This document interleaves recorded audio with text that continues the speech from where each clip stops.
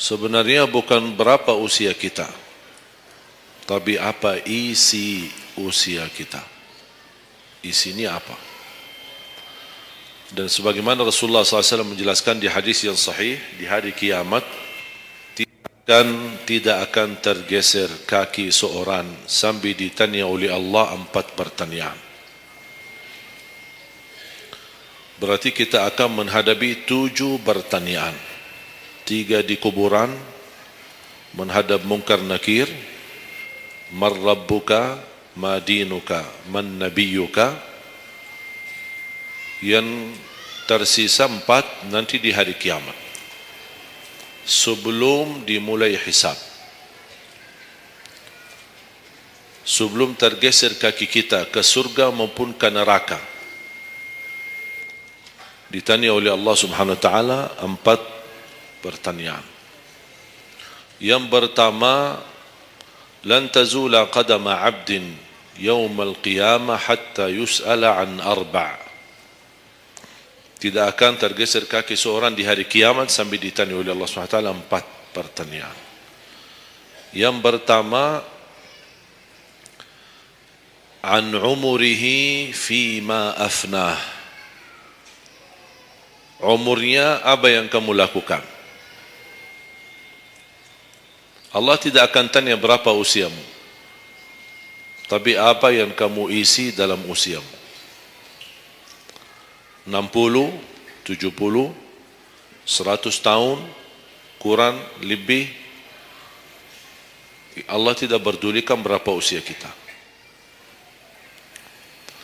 Bahkan banyak para sahabat ketika ditanya usiamu berapa, dia menjawab usia saya 10 tahun. Padahal sudah tua,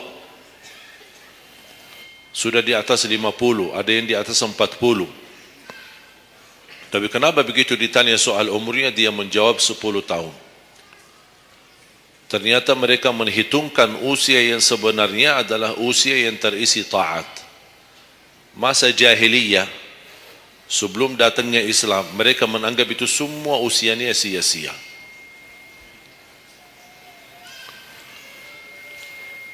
Berarti kalau ada orang muslim tidak salat sama sekali sampai usia 50 tahun, semua usianya sia-sia.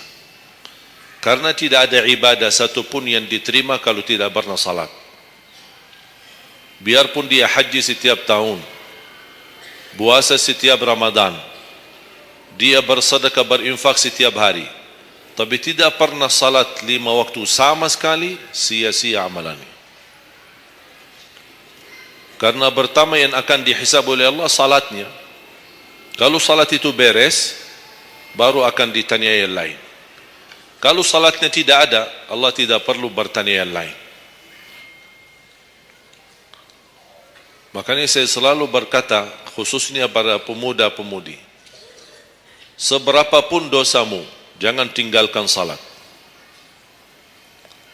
Sebesar apapun dosamu, jangan tinggalkan salat.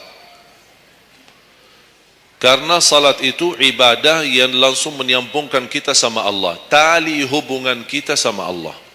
Kalau tali hubungan kita sama Allah terputus, tidak ada tali yang bisa sambung lagi. Dan selama anda menjaga salat, berarti masih ada harapan masuk dalam golongan yang akan diampuni Allah. Ada ampunan, ada harapan ampunan. Tapi kalau tidak salat, terus bagaimana Allah ampuni kalau tidak mau bertaubat? Banyak orang berkata, saya malu. Atau dia merasa ada bisikan di hatinya. Buat apa lo salat? Ngapain? Perilaku kamu aja tidak benar. Sama orang tua aja tidak benar. Dosamu tidak pernah henti-henti. Bercuma salat, tidak usah. Itu ingat bisikan syaitan. Karena syaitan ingin semuanya sekali-kali rusak. Kalau berbakti baik belum sempurna, masih banyak dosa maksiat, banyak kerusakan yang lain, tapi masih terjaga salatnya, ada harapan diampuni dosanya. Jangan sampai syaitan berhasil menggoda kita sekalian tidak salat. Oh, sudah hancur. Sudah rusak yang lain, ditambah lagi parah, tinggalkan salat. Atau ada orang taubat, selama dia tidak salat, lancar, beres, aman, tidak ada apa-apa. Begitu dia taubat, dia merasa sedih, menyesal, dia mulai menjaga salatnya. Hilang motornya, kehilangan kerjaannya, diuji sama Allah SWT dalam rumah tangganya. Setan datang, coba, kamu ada dulu biasa-biasanya tidak pernah ada ujian. Begitu anda mulai salat, ada ujian. Ngapain? Udah berhenti aja salat, nanti kembali beres. Berhenti salat. Pas begitu dia keluar masih kehilangan motor. Ya Allah, gimana? Saya selama ini tidak pernah salat, tidak pernah hilang motor. Begitu saya mulai salat, malah hilang motor saya. Datangnya setan di situ.